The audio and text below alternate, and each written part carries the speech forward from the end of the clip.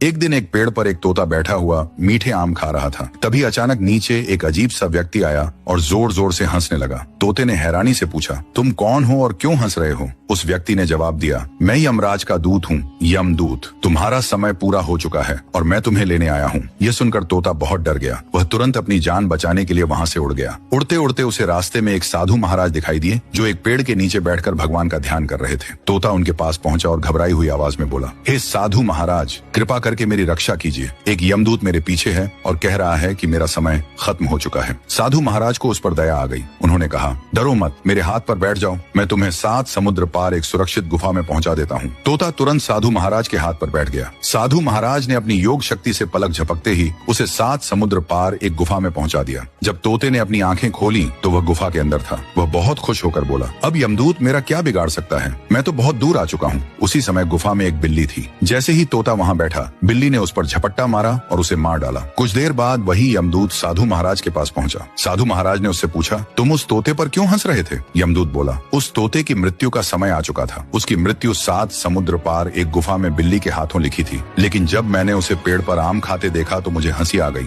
मैं सोच रहा था कि यह छोटा सा तोता इतनी जल्दी उस गुफा तक कैसे पहुंचेगा, लेकिन आपने अपनी योग शक्ति से उसे वहीं पहुंचा दिया जहां उसकी मृत्यु लिखी थी। ये सुनकर साधु महाराज बहुत दुखी हुए और बोले, मैंने तो उसकी मदद करने की कोशिश की, लेकिन अनजाने में उसे उसकी मृत्यु तक पहुंचा दिया। यमदूत मुस्कुराते हुए बोला, जब मृत्यु का समय आ जाता है तो उससे कोई नहीं बच सकता, चाहे वह राजा हो, साधु हो या कोई साधारण जीव।